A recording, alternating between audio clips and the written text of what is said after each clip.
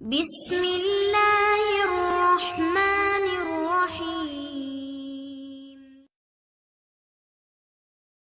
وَإِذَا سَأَلَكَ عِبَادِي عَنِّي فَإِنِّي قَرِيبٌ، یہ قریب اللہ کس کے لیے کہہ رہا ہے؟ اُجِیبُ دَعْوَةَ الدَّاعِ اِذَا دَعَانِ، جب پکارنے والا کوئی پکار کرتا ہے یا پکارتا ہے یا مجھے بلاتا ہے تو میں اس کی دعا کا جواب دیتا ہوں، میں قریب ہوں۔ گویا دعا کے اندر اللہ رب العزت نے کسی واسطے وسیلے کو خود رد کیا ہے۔ یہاں پہ ایک اشکال پیدا ہو سکتا ہے کہ قرآن پاک کی دیگر آیات میں تو واسطے وسیلے کا ذکر موجود ہے کہ اللہ تک پہنچنے کا وسیلہ تلاش کرو، اس کا کیا جواب ہے؟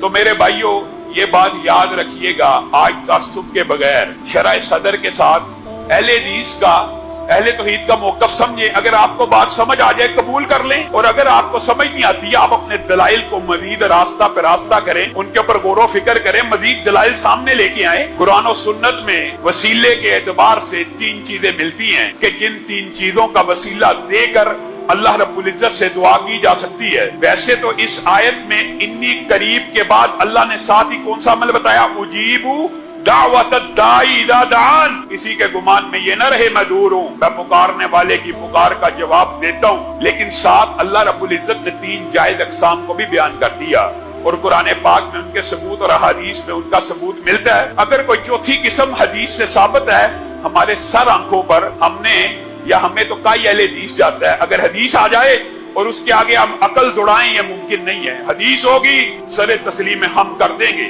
نبی کریم صلی اللہ علیہ وسلم اور احادیث اور قرآن و سنت کی روشنی میں یہ بات سمجھ آتی ہے۔ اللہ رب العزت کلام حمید میں خود ارشاد فرماتے ہیں وَلِلَّهِ الْأَسْمَاءُ الْحُسْنَى فَادْعُوهُ بِهَا، اللہ قریب تو ہے لیکن اللہ کے بہت سے خوبصورت نام ہیں، ان کے ذریعے اللہ کو پکارا جا سکتا ہے۔ یہ کون کہہ رہا ہے؟ اللہ کہہ رہا ہے، یعنی اللہ کی صفات کا واسطہ اللہ کو دیا جائے، اس کے اندر وسیلے میں کوئی شرک نہیں ہے، یہ اللہ ہی کی ذات۔ اللہ تو رزاق ہے، رزق کو نازل کر، اللہ تو رحمان ہے، رحمتوں کا نزول فرما، اللہ تو جبار ہے، اس ظالم کی گرفت کر، اللہ تو قہار ہے، وہ جس نے میرے اوپر ظلم کیا اس کو پکڑ لے۔ یہ اللہ کی صفات ہیں، اللہ کو اللہ کی صفات کا واسطہ دے کے دعا کرنا، اس میں کسی بھی قسم کی کوئی قباحت کی بات نہیں ہے۔ نمبر ایک بات۔ نمبر دو بات یہ ہے کہ ذات کے وسیلے کے حوالے سے ہمارے ہاں اختلاف، صرف ذات کے وسیلے کے اوپر اختلاف ہے، اور کسی نیک ولی کی دعا کے بارے میں بھی اختلاف موجود نہیں ہے، اس کی بھی میں وضاحت کروں گا۔